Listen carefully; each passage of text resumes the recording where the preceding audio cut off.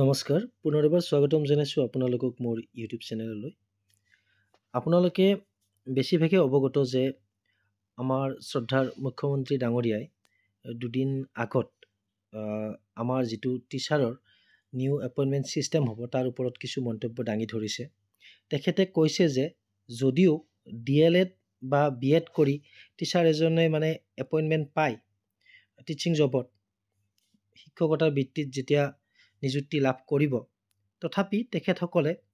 2 বছৰৰ কাৰণে প্ৰবেশনাৰী পিৰিয়ডত তেখেতসকল থাকিব লাগিব। ইয়াৰ কথাটো এনেকুৱা হ'ল অৰ্থটো তেখেতসকলে যাতে ছাত্ৰ ছাত্ৰীৰ লগত ভাৱৰ আদান প্ৰদান কৰিব পাৰে আৰু ছাত্ৰ ছাত্ৰীৰ লগত মিলি যাব পাৰে বা পৰিৱেশৰ লগত যাতে যোগসূত্ৰ স্থাপন কৰিব পাৰে, গতিকে ছাত্ৰ ছাত্ৰীৰ লগত ভালদৰে যাতে এংগেজমেণ্ট হ'ব পাৰে, গতিকে তেখেতসকলে এইটো ট্ৰেইনিং ল'ব লাগিব বুলি তেখেতে কৈছে। এতিয়া মনত বহুতৰে এটা প্ৰশ্ন উদয় হৈছে যে যিহেতু DLED বা BEd যেতিয়া কৰা হয়, আগতেতো BEd এবছৰীয়া আছিলে, আজিকালি 2 বছৰ হৈ গ'ল, 2 বছৰীয়া কোৰ্চ হৈ গ'ল। BEdত টিচিং যিটো প্ৰেক্টিকেল, এই প্ৰেক্টিকেল কোনোবা এখন স্কুলত গৈ কৰিব লাগে, যিকোনো ME হওক বা LP হওক বা এমালগামেটেড স্কুল হওক বা হাই স্কুল হওক বা হায়াৰ ছেকেণ্ডাৰী। BEdত কেইমাহমানৰ কাৰণে তাতে গৈ সেই স্কুলখনত কোনোবা এখন নিৰ্দিষ্ট স্কুল ধৰি দিয়া থাকে BEd কলেজৰ আণ্ডাৰত, সেই স্কুলখনত গৈ ক্লাছ কৰিব লাগে আৰু তাৰ ওপৰত এটা মাৰ্কছ কেণ্ডিডেটসকলে পায়। BEd বা DLEDৰ ক্ষেত্ৰতো একেই। গতিকে এতিয়া বহুতৰে মনত এটা প্ৰশ্ন হ'ব পাৰে যে যিহেতু BEdত অলৰেডি ছাত্ৰ ছাত্ৰীসকলক পঢ়োৱাৰ অভিজ্ঞতাটো লাভ কৰি আহে প্ৰেক্টিকেলি ক্লাছত কেনেদৰে, তাৰ পিছতো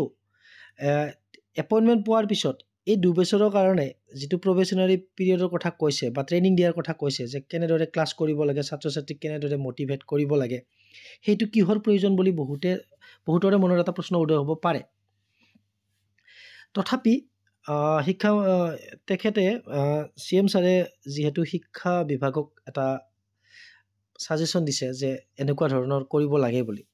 তেখেতে কৈছে যে বহুতো BEd বা DLED কোৰ্চ কৰি অহা কেণ্ডিডেটো যেতিয়া এজন শিক্ষক হিচাপে নিযুক্তি পায়, বহুতে ছাত্ৰ ছাত্ৰীৰ লগত নিজৰ ভাৱৰ আদান প্ৰদান বা কিবা এটা বিষয় শিকাব গ'লে ছাত্ৰ ছাত্ৰীৰ লগত এংগেজমেণ্ট ভালদৰে হ'ব নোৱাৰে আৰু ছাত্ৰ ছাত্ৰীক মটিভেট কৰিব নোৱাৰে বা বুজোৱাখিনি ভালদৰে ছাত্ৰ ছাত্ৰীয়ে আয়ত্ব কৰিব নোৱাৰে। কিন্তু ইয়াৰ মিনিংটো এনেকুৱা নহয় যে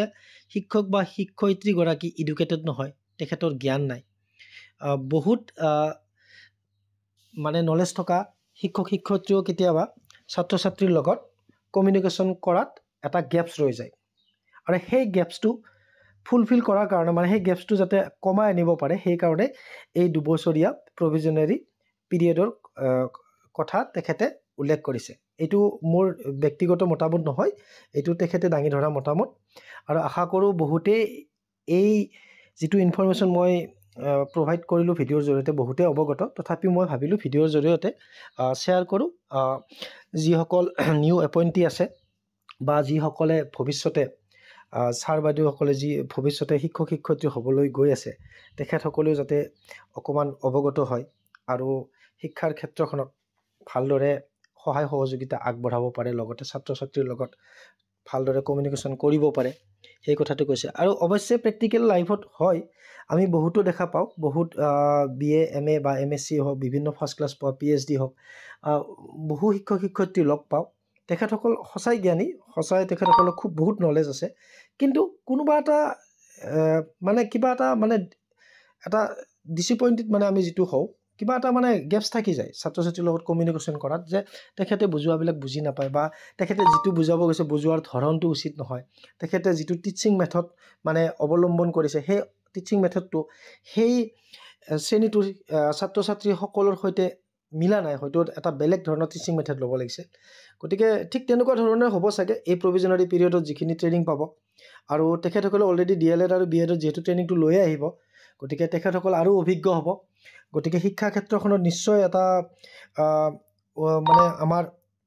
অগ্ৰগতি আনিব এই যিটো নতুন নিয়ম হ'ব, সেই ভাবিলোঁ ভিডিঅ'টো বনাই দিলোঁ। আৰু হয়তো অজানিতে যদি এক্সপ্লেনেশ্যন কৰাত কিবা ভুল ভ্ৰান্তি হৈছে আপোনালোকে ক্ষমা কৰি দিব, আৰু ভিডিঅ'টো শেষলৈকে ধৈৰ্য ধৰি চোৱাৰ বাবে আপোনালোক সকলোলৈকে ধন্যবাদ জ্ঞাপন কৰিলোঁ।